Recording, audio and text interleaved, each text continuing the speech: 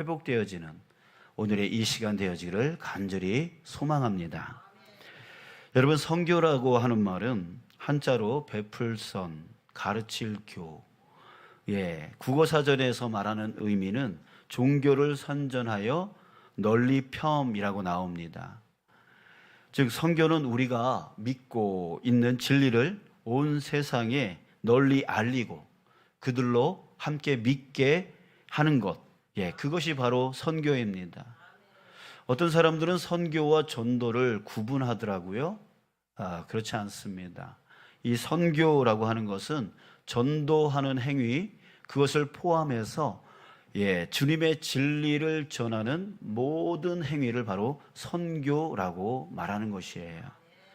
여러분, 우리 믿는 자들은 또 우리 교회는 반드시 이 선교를 해야 합니다.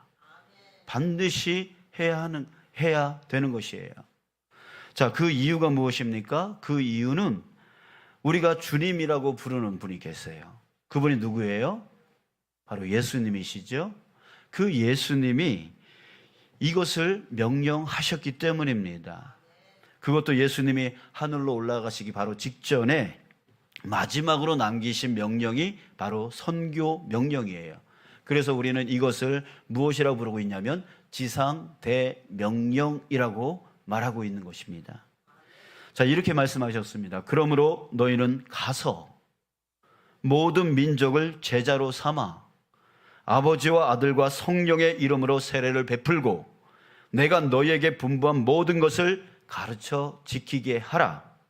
자, 마태복음 28장 19, 20절 말씀입니다. 자, 이렇게 예수님은 우리 모든 믿는 자들에게 모든 민족에게로 가라. 모든 민족에게로 가라. 이것이 우리 민족, 우리 한국 민족뿐만이 아니라 타 민족이든 상관없이 가라라고 말씀하고 계세요. 자, 그들로 믿고 예수님의 제자가 되게 하라라고 이 선교 명령을 하셨습니다. 자, 그러면서 이 말씀 앞뒤에 이렇게 말씀하셨죠. 앞에서 하늘과 땅의 모든 권세를 내게 주셨으니. 자, 그 말씀 뒤에 볼지어다 내가 세상 끝날까지 너희와 항상 함께 있으리라. 자, 무슨 말입니까? 이 선교의 일을 감당하는 모든 자들에게 하늘과 땅의 모든 권세를 가지신 그 예수님께서 세상 끝날까지 함께 하겠다라고 하는 약속의 말씀입니다. 바로 선교하는 그 모든 자들, 선교하는 그 모든 교회 위에 하늘과 땅의 모든 권세를 가지신 예수 그리스도께서 세상 끝날까지 그 교회와 그 성도와 함께하리라 라고 말씀하신 거예요. 그러기에 이 땅의 교회와 그 안에서 믿음의 삶을 살고 있는 모든 성도는 반드시 주님의 이 명령, 이 선교의 명령을 생명이 다하는 날까지 반드시 이루어가야 하는 것입니다. 자, 그런데 여러분, 왜 예수님이 우리에게 이 선교에 대해서 명령하신 걸까요?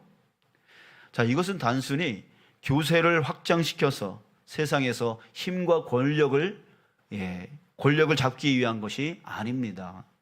또 교인 숫자를 늘리기 위함도 아닙니다. 그리고 이 선교하니까 뭐 해외에 나가서 불쌍한 사람들 돕고 막 이런 거 하니까 선교는 불쌍한 사람들 돕는 거구나, 돕기 위해서 하는 것 또한 아니에요. 그들이 불쌍해서 돕는 게 아니란 말이에요. 요한복음 8장 32절에 이 말씀을 하셨어요. 진리를 알지니 진리가 너희를 자유롭게 하리라. 여러분, 예수님이 이 땅에 오신 이유가 바로 이것입니다. 우리로 진리 안에서 자유롭게 하게 하기 위해서 예수님이 이 땅 가운데 오셨단 말입니다. 세상 사람들은 지금 죄로 인해서 묶여 있어요. 하나님과 단절됨으로 인해서 고난과 고통 가운데 묶여 살아가고 있습니다. 욕심 속에 빠져 있고 상처를 받고 있고 걱정, 염려, 두려움 속에 헤어나오지를 못하고 있어요. 그래서 스스로 고통과 고난 가운데 묶여 살아가고 있단 말이죠. 자, 그래서 예수님이 우리로 이 모든 것에서부터 자유케 해 주시려고 이 땅 가운데 오신 거예요. 자, 이사야서 61장 1절부터 3절에서 그것을 증거하고 있습니다. 주 여호와의 영이 내게 내리셨으니 이는 여호와께서 내게 기름을 부으사 가난한 자에게 아름다운 소식을 전하게 하려 하심이라. 나를 보내사 마음이 상한 자를 고치며 포로된 자에게 자유를, 갇힌 자에게 노임을 선포하며 여호와의 은혜의 해와 우리 하나님의 보복의 날을 선포하여 모든 슬픈 자를 위로하되 무릇 시온에서 슬퍼하는 자에게 화관을 주어 그 죄를 대신하며 희락의 기름으로 그 슬픔을 대신하며 찬송의 옷으로 그 근심을 대신하시고 그들이 의의 나무 곧 여호와께서 심으신 그 영광을 나타낼 자라 일컬음을 받게 하려 하심이라. 자, 예수님께서 선교하라고 하는 그 이유는 이 은혜를 세상 사람들에게 전하라는 겁니다. 그래서 그들로 예수 믿고 그 고통과 고난 가운데서 건짐받아서 함께 그 하나님의 그 나라 가운데 하나님의 자녀 되어져서 그 모든 그 묶인 가운데서 풀어나 자유롭게 하게 하려고 하나님께서, 예수님께서 우리에게 이 선교를 명령하고 계시는 거예요. 교회 숫자 늘리려고 하는 게 아니에요. 세상에서 힘을 내려고 하는 게 아니에요. 불쌍한 사람들이 있으니까 그 사람들 도우려고 하는 게 아니란 말이에요. 그들 안에 있는 그 묶인 가운데서 건져내어 자유롭게 해주려고요. 우리가 받은 은혜 그들도 받게 해주려고요. 우리가 얻은 자유 그들도 받게 하려고요. 우리가 받은 이 행복 그들도 받게 하려고 주님께서 우리에게 너희들이 받은 그 은혜를 가지고 나아가서 그들에게 전하라, 그들에게 나누라, 이것을 우리에게 명령하고 계시는 것입니다. 자, 오늘 본문 말씀은 다윗의 말인데요, 다윗의 유언입니다. 죽기 바로 직전에 그가 유언으로 우리에게 남긴 말입니다. 그는 이렇게 말하고 있어요. 1절, 이새의 아들 다윗이 말하며 높이 세워진 자, 야곱의 하나님께로부터 기름 부음 받은 자, 이스라엘의 노래 잘하는 자가 말하노라. 자, 그는 자신을 높이 세워진 자, 야곱의 하나님께로부터 기름 부음 받은 자라고 소개를 하고 있습니다. 높이 세워진 자, 여러분들, 이것은 자신의 권력이 얼마나 높은지 그것을 자랑하려고 하는 말이 아니에요. 하나님께로부터 기름 부음 받은 자, 이것 또한 자기가 하나님께로부터 얼마나 특별한 존재였는가 이걸 자랑하려고 이 말을 한 게 아닙니다. 여기서 기름 부음 받은 자라고 하는 이 뜻은, 여러분, 예전에 왕이 그 신하에게 무슨 일을 감당시킬 때에 기름을 부어서 보냈어요. 그게 바로 기름 부음 받는다라고 하는 뜻입니다. 그러니까 기름 부음 받은 자라고 하는 뜻은 사명 받은 자라고 하는 뜻입니다. 지금 다윗은 자기 자신을 하나님께로부터 기름 부음 받은 자라고 소개하고 있죠. 그 뜻이 무엇입니까? 자기 자신은 하나님께로부터 사명 받은 자라고 하는 뜻이에요. 그래서 높이 세워진 자, 왕으로 세워졌습니다. 높이 세워진 자라고 표현하고 있는 거예요. 그런데 이 높이 세워진 그 왕의 자리, 그는 한 번도 그 왕의 자리가 자기 자신의 권력, 자기 자신의 부, 자기 자신의 나라를 위해서 이 자리를 사용한 적이 없습니다. 그는 그의 자리를 무엇으로 사용했냐면 바로 하나님이 자신을 세워주신 자리, 하나님의 그 사명을 이루기 위해서 나를 이 자리로 인도해 주셨다라고 하는 것을 죽는 직전까지 그는 잊지 않고 살았던 사람입니다. 자신의 자리, 그 왕의 자리를 자기 사리 사욕을 위해서 한 번도 사용하지 않았던 사람이에요.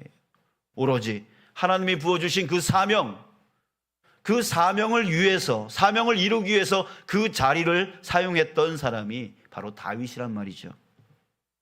그래서 그는 또 이렇게 말하고 있습니다. 2절, 여호와의 영이 나를 통하여 말씀하심이요 그의 말씀이 내 혀에 있도다.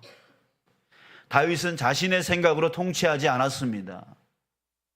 하나님의 영이 말씀하시는 것을 따라서 통치를 했습니다. 왜 그랬을까요? 그 나라가, 그 자리가 자기를 위한 자리가 아니었기 때문입니다. 그래서 자신의 생각으로 통치하지 않았어요. 그 나라는 하나님의 나라였고 그 자리는 하나님이 세워주신 자리였던 것이죠. 그렇기 때문에 자신의 생각으로 통치하고 자신의 생각으로 그 자리를 군림하지 않았던 것이죠. 오로지 누구의? 하나님의 뜻으로. 그러기에 하나님의 말씀이 그에게 항상 있었던 거예요. 하나님의 말씀으로 통치해 나갔던 것이죠. 사랑하는 여러분, 저와 여러분들도 마찬가지인 거예요. 저와 여러분들도 다윗과 같습니다. 우리는 하나님께로부터 기름 부음 받은 자입니다. 즉 사명받은 자라고 하는 것이에요. 그래서 하나님께서 우리 각자의 자리로 세워주신 거예요. 나의 가정, 나의 직장, 나의 이 교회, 나의 이 지역, 그 모든 것이 바로 하나님의 그 사명을 감당하기 위해서 하나님께서 우리에게 기름 부어 세워서 그 가정으로, 그 직장으로, 그 교회로, 그 지역으로 세워주신 것이에요. 여러분들, 그러기에 우리는 이제 우리의 모든 삶은 다 하나님이 책임져 주는 인생입니다. 그렇기 때문에 이제 우리 자신을 위해서 뭘 먹을까, 뭘 입을까, 어떻게 살까, 이것에 대해서 염려할 필요가 없는 자들이에요. 왜? 하나님께서 우리를 그 사랑하시는 그 아들, 독생자 예수 그리스도를 죽이시기까지 하면서 우리를 구원해내신 하나님의 자녀 되었기 때문입니다. 여러분들이 그 자녀를 책임져 길렀듯이 하나님께서 우리를 자녀로 삼아주셔서 책임져 길러주시고 인도해 주시고 함께하여 주시는 줄 믿습니다. 그렇기 때문에 이제는 우리 삶을 위해서 우리 자신이 걱정할 필요가 없는 거예요. 하나님께 우리는 구하기만 하면 되는 겁니다. 필요한 것이 있다면, 건강이 필요하다면, 마음의 평안함이 필요하다면 그 하나님 앞에 구하면 돼요. 아버지 주세요. 하나님께서 책임져 주시는 삶을 우리는 지금 살고 있는 것입니다. 그러기에 이제 우리는 무엇에 초점을 맞추며 살아야 됩니까? 바로 하나님께서 나를 기름 부어 세웠다라고 하는 그것에 우리는 집중해야 되는 거예요. 바로 사명. 주님이 우리에게 주신 그 사명, 그 사명을 위해서 우리의 나머지 삶을 살아야 된다라고 하는 것입니다. 갈라디아서 2장 20절에서 이것을 우리에게 증거하고 있습니다. 내가 그리스도와 함께 십자가에 못 박혔나니 그런즉 이제는 내가 사는 것이 아니요. 여러분, 우리는 죽었습니다. 예수님이 십자가에 죽으셨을 때 우리도 함께 십자가에 죽은 것이에요. 오직 내 안에 그리스도께서 사시는 것이라. 이제는 나는 죽고 내 안에 그리스도께서 사시는 거예요. 그 그리스도께서 인도하시는 대로 따라 나가는 거예요. 예수님께서 이 땅 가운데 오셔서 이루신 그 일을 우리로 하여금 또한 담당시켜 주셨어요. 그래서 이제는 나머지 인생을 예수님이 하신 그 일을 따라서 우리도 하는 것입니다. 이제 내가 육체 가운데 사는 것은 나를 사랑하사 나를 위하여 자기 자신을 버리신 하나님의 아들을 믿는 믿음 안에서 사는 것이라. 자, 여러분, 우리의 사명이 무엇이라고요? 바로 지상대명령, 바로 선교입니다. 우리는 모두 선교사입니다. 가정, 직장, 또 이 지역, 또 해외 선교사로 나가지 못하더라도 그들을 후원하며 직접적으로 또한 간접적으로 선교하는 그런 선교사입니다. 그 선교사로서 하나님은 우리를 기름 부어 세워주신 거예요. 사랑하는 여러분, 이제 여러분들의 인생은 하나님이 책임지십니다. 하나님께 내어 맡기며 필요한 것을 구하면 하나님께서 다 채워주시겠다라고 약속을 해 주셨습니다. 그러니 이제 우리가 해야 될 것을 해야 됩니다. 그것은 바로 주님이 맡겨주신 사명, 바로 선교의 사명인 것이에요. 우리 자신이 선교사다라고 하는 사실을 여러분들 결코 다윗과 같이 잊지 않는 저와 여러분들 되어지길 원합니다. 나를 위해서 사는 인생은 이제 하나님 앞에 다 내어 맡기시고 이제 주님이 내게 기름 부어 세워놓으신 그 선교의 사명을 감당하기에 우리가 집중하여 나가는 저와 여러분들 되어지기를 간절히 소망합니다.